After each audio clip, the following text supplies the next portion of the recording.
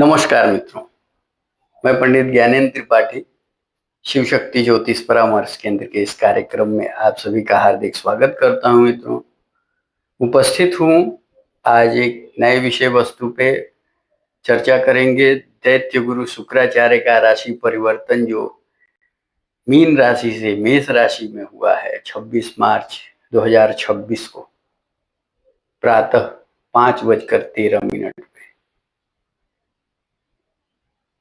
तो ये आज चर्चा करेंगे मेष राशि से लेके और कन्या राशि तक के जातकों की। अगले एपिसोड में तुला से लेके और मीन राशि तक के जातकों की चर्चा करेंगे।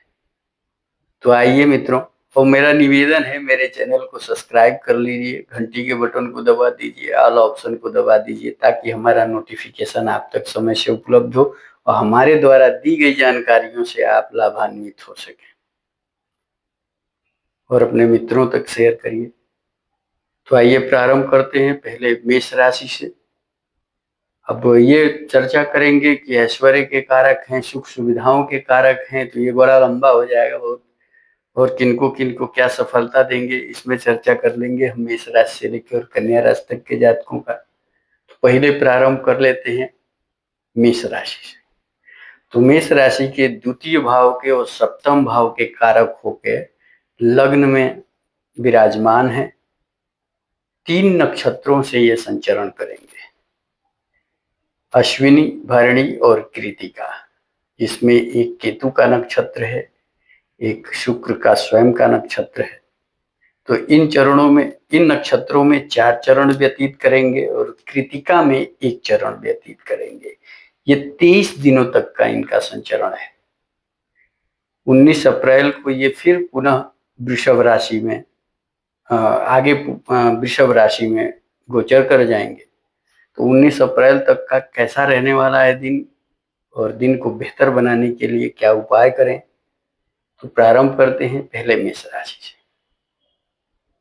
तो मित्र, लग्न में द्वितीय और सप्तम के कारक मार्केश भी होते हैं, कुछ पीड़ा भी देते हैं। तो क्या पीड़ा देंगे, पहले जान लेते हैं क्या सफलता देंगे। तो बेसिक जो व्यवसायिक शिक्षा है उसमें सफलता प्राप्त होगी, धन धान कुटुंब में सुख बढ़ेगा, वृद्धि होगी, मानसिक शांति मिलेगी, शारीरिक सुख बढ़ेगा कुछ हद तक। और सप्तम के कारक हैं, तो जो लोग अविवाहित हैं विवाह के लिए रिश्ते आएंगे, वैवाहिक सुख बढ़ेगा, दाम्पत्य जीवन में मधुरता आएगी, दैनिक व्यवसाय अच्छा चलेगा, व्यवसायिक पार्टनरशिप की स्थिति अच्छी रहेगी, बेहतर होने वाली है। हाँ, कुछ कष्ट उत्पन्न करेंगे, अप्रत्यक्ष शत्रु बढ़ जाएंगे जिसका आपको अनुमान भी नहीं होगा कि ये हमारे शत्रु हैं। अप्रत्यक्ष शत्रु यानी गुप्त शत्रुओं का बढ़ जाना, गुप्तांगों से संबंधित समस्या बढ़ेगी, प्रोस्टेट वगैरह की शिकायत हो सकती है, ये कष्ट प्राप्त कराएंगे। तो सुख भोगने के कारण ये परेशानी दे सकते हैं, इसलिए सावधान रहिएगा, थोड़ा सा नियमित रहना ठीक है। हाँ, उपाय की बात करें मित्रों, तो सफेद मिठाई का दान करिएगा, सफेद मिठाई अपने मित्रों को खिलाइएगा। जो भी आपके मित्र हों, पड़ोसी हों, सफेद मिठाई का सेवन उनको कराइएगा। ये उपाय उत्तम उपाय है शुक्र को प्रसन्न करने का। अब अगली राशि जो है वो है वृषभ, जो उनकी खुद की राशि है। यहाँ ये लग्न और छठे भाव के कारक हो रहे हैं।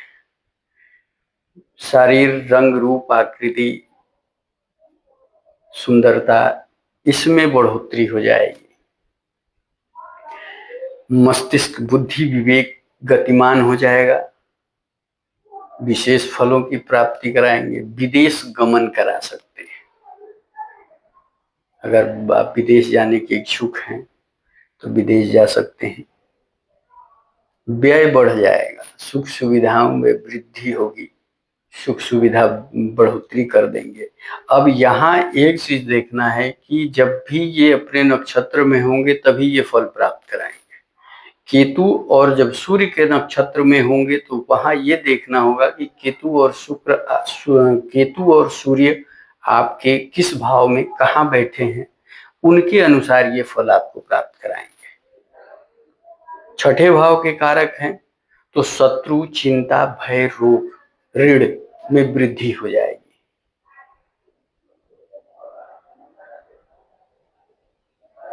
तो कुल मिला के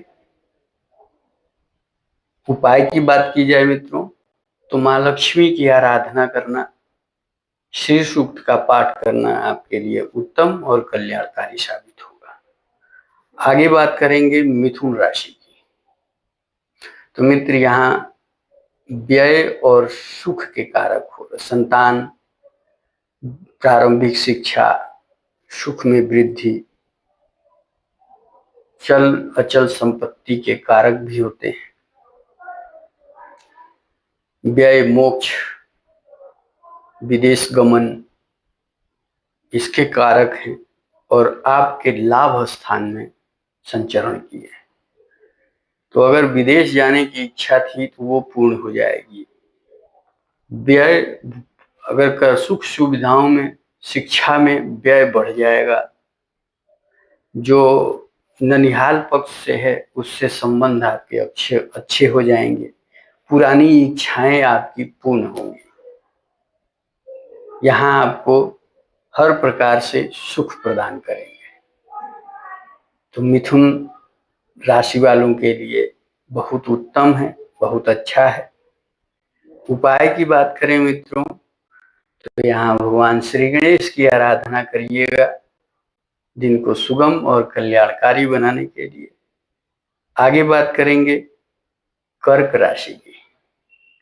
तो यहाँ ये लाभ और चतुर्थ, भूमि, भवन, वाहन का सुख, माता सुख, हृदय, फेफड़ा, इन सब के कारक होके आपके कर्म भाव में बैठे तो आपके कर्म बेहतर होंगे। हाँ, थोड़ी सी सांस संबंधी समस्या बढ़ सकती है, इसका ध्यान रखिएगा। आपकी पुरानी जो आपके पुराने धन रुके हुए थे वो प्राप्त हो जाएंगे, लाभ में बढ़ोतरी हो जाएगी, आपके कार्य क्षेत्र में उन्नति होने वाली है, व्यवसाय में चार चांद लगा देंगे, भूमि, भवन, वाहन का सुख बढ़ जाएगा। अगर वाहन लेना चाहते थे तो शीघ्र अतिशीघ्र उसकी व्यवस्था हो जाएगी। भूमि, भवन, वाहन खरीदना चाहते हैं तो ले सकते हैं, उसकी व्यवस्था कर देंगे। आपकी व्यापारिक स्थिति उत्तम रहेगी। बशर्ते अब ये देखना है कि आपकी लग्न कुंडली में कहाँ बैठे हुए हैं। सूर्य और केतु का जो नक्षत्र है उसमें क्या ये फल प्राप्त कराएंगे, उन दोनों के हिसाब से देखना होगा। मित्रों उपाय की बात कर लें यहाँ तो चंद्रमा का उपाय करिएगा। भगवान शिव को दूध से अभिषेक करिएगा। जहां भी इनकी कहीं खराब फल की प्राप्ति होने वाली होगी वो समाप्त हो जाएगी, अच्छे फलों की वृद्धि हो जाएगी। भगवान शिव को दूध से अभिषेक करना आपके लिए कल्याणकारी साबित होगा। आगे बात करेंगे मित्रों सिंह राशि की। तो यहाँ तीसरे भाई बहन पराक्रम के कारण कारक हो रहे हैं, छोटे भाई बहन पराक्रम के कारक हो रहे हैं। यहाँ दसम भाव के कारक हो रहे हैं। पिता राज्य, सम्मान, कारोबार, पद प्रतिष्ठा में वृद्धि कर देंगे, वर्चस्व आपका बढ़ जाएगा। बैठे हैं आपके भाग्य स्थान, भाग्य की बढ़ोतरी कर देंगे,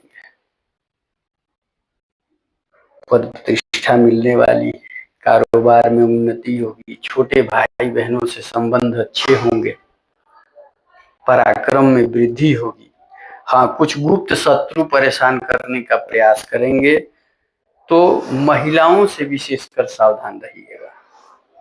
महिलाएं आपकी शत्रु हो सकती हैं, इसमें विशेषकर सावधानी केवल महिलाओं से रखना है। महिलाओं का सम्मान करिएगा, गुप्त शत्रु समाप्त हो जाएंगे। उपाय की बात करें मित्रों, तो भगवान सूर्य की आराधना आपके लिए सुगम और कल्याणकारी साबित होगी। अगली राशि कन्या राशि। मित्र, यहाँ द्वितीयेश और भाग्येश दोनों हो रहे हैं। धन धान्य कुटुंब दाई नेत्र मृत्यु के भी कारक हैं। धन से संबंधित समस्या बढ़ा देंगे तो कष्ट होगा ही होगा। दूसरा, यहाँ भाग्य भाव के कारक हो रहे हैं, तो यश धर्म कीर्ति बढ़ने वाली है, धार्मिक आस्था बढ़ जाएगी, शिक्षा में गुरु कृपा विशेष होने वाली है। अष्टम भाव में बैठे हैं, अष्टम भाव में इनका बैठना धन में वृद्धि कर देंगे, कुटुंब में वृद्धि कर देंगे, धार्मिक आस्था बढ़ जाएगी। जो परिवार चाचा पितिया इन लोगों से संबंध, जो परिवार जो संपत्ति का विवाद अगर चल रहा था, वो समाप्त हो जाएगा। इन दिनों में राहत मिलेगी, आप अच्छे फलों की प्राप्ति कराएंगे। हाँ, थोड़ा सा सुख भोगने में अंकुश लगाइएगा, नहीं तो गुप्तांगों से संबंधित समस्याएं आपकी विशेष स्तर पे बढ़ने वाली है। इसका ध्यान रखिएगा मित्रों। उपाय की बात करें तो मित्र, गजेंद्र मोक्ष का पाठ करें। में बैठे हुए हैं शुक्राचार्य, वह दलदल है। गजेंद्र मोक्ष का पाठ आपके लिए कल्याणकारी साबित होगा। तो मित्रों, ये तो रहा मेष राशि से लेके और कन्या राशि तक के जातकों का शुक्र का गोचर 19 अप्रैल 2026 तक। इसके आगे जब फिर गोचर करेंगे तो उस पर चर्चा की जाएगी। कार्यक्रम आपको